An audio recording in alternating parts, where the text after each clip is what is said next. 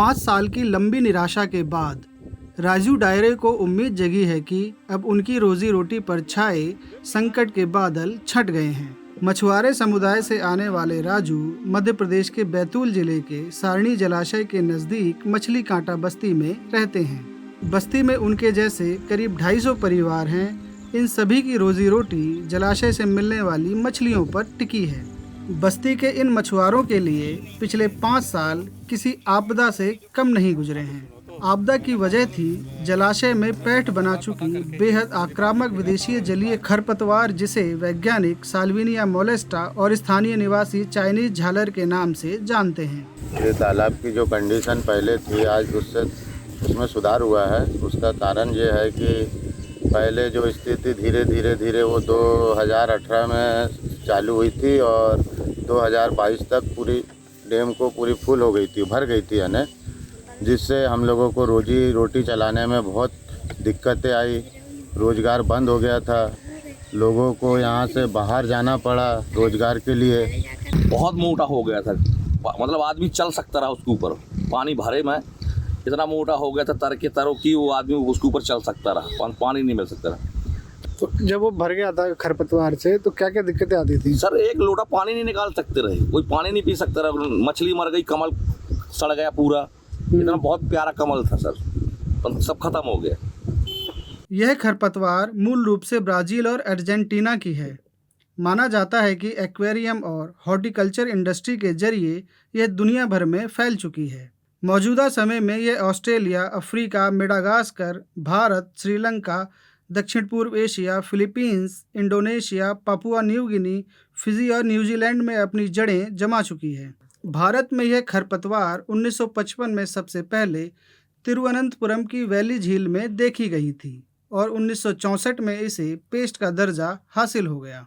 इसमें नदियों, नहरों, लगून और अन्य जल स्रोतों को चोक करने की ज़बरदस्त क्षमता है। बहुत परेशानी के बाद कुछ समय बाद हम लोगों को एक जानकारी मिली। कुछ जबलपुर से टीम आई थी, तो उन्होंने जानकारी दी थी कि बोले ये जो आपके तालाब में जो चाइनीज झालर हुई है, तो हम इसके लिए कुछ बोले कि रास्ता निकालते हैं, तो आप थोड़ा सहयोग करेंगे तो हम लोग भी आपके साथ होकर और इस पर ध्यान देते हुए इसकी व्यवस्था करेंगे।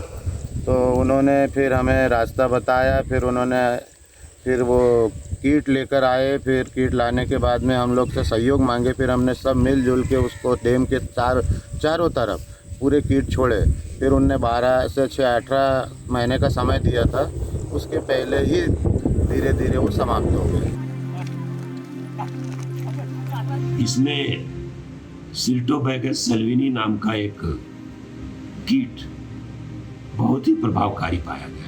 सारणी थर्मल पावर स्टेशन जो मध्य प्रदेश के बैतूल जिले में है, वहाँ की जो लेक है लगभग 2800 एकड़ में फैली हुई है और 2020 तक उस पूरी झील में सल्विनिया खरपतवार पूरा भर गया था और वहाँ के अधिकारी पूरी तरह से प्रभावित थे। और वर्ष 2022 से जब हमने इस प्रोग्राम को टेकअप किया तो सितंबर 22 में, अक्टूबर 22 में, दिसंबर 22 में और मार्च 23 तक हमने कीट को अलग अलग महीनों में धीरे धीरे करके उस 2800 एकड़ फैले हुए तालाब में छोड़ा।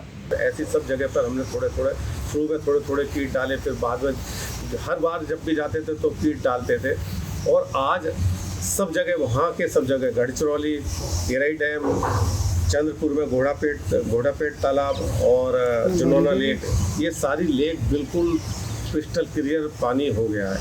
यानी कि हर जगह जहाँ हमने ये कीट छोड़े वहाँ पर हमें 100% सफलता मिली। ये तालाब जो आप देख रहे हैं, ये करीब 2020 में सल्विनिया मोलेस्टा से भरा पड़ा था और जब 20 में कीट डाले गए इसमें, तो इस साल 1.5 साल के अंदर इससे सारा पानी साफ हो गया और कीट ने सारा सल्विनिया मोलेस्टा खा लिया और उसे डिकम्पोज कर दिया। जबलपुर के खरपतवार अनुसंधान निदेशालय में इन कीटों को पाला जाता है, साथ ही इसके असर को जानने के लिए शोध किए जाते हैं।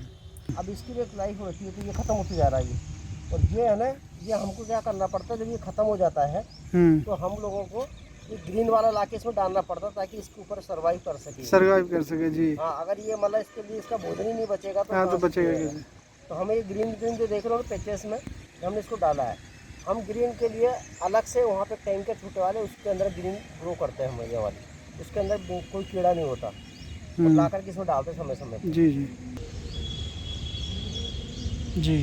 यहाँ से बढ़ने वाला था इससे ही ख़त्म कर दिया इसने। यहाँ से इसको बढ़ा मिल रही थी, यहाँ से ये ख़त्म हो गया, सूख गया यहाँ से। ये तो गल गया। ग्रेजुअली ये ऊपर का भी सूख जाएगा ना? हाँ, तो ये अपना आप सूख जाएगा। इसकी ग्रोइंग पॉइंट को खा गया है यहाँ से। अभी ये इसने यहाँ से बढ़ना बंद कर दिया इसने।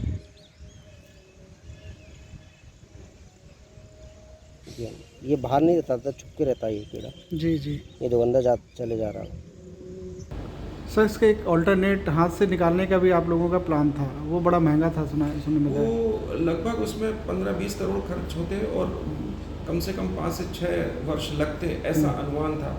लेकिन उसमें भी ये बहुत रिस्क था कि उसकी जो प्रोग्रेस थी वो बहुत कम पता चलती और टाइम बहुत समय लेता। लेकिन उसमें भी ये नहीं कहा जा सकता था कि आप पूरी तरह के इसको ख़त्म कर सकेंगे। और लेकिन जो ये जैविक विधि से इन्होंने जो अनुसंधान करने के बाद में बायोजेंट के थ्रू जो खरपतवार को नष्ट किया है, ये मतलब पक्का इनका इंतज़ाम था कि अब इसके बाद में ये होगा ही नहीं। यह कीट 1982 में ऑस्ट्रेलिया से भारत लाए गए थे। सबसे पहले बेंगलोर और फिर केरल में इसका सफल ट्रायल हुआ। मध्य भारत में इसका पहला ट्रायल कटनी जिले के पड़ुआ गांव में किया गया। वैज्ञानिकों ने इस कीट को छत्तीसगढ़ के गढ़चिरौली और महाराष्ट्र के चंद्रपुर में आजमाकर आक्रामक खरपतवार को नियंत्रित करने का नुस्खा सबके सामने रख दिया है।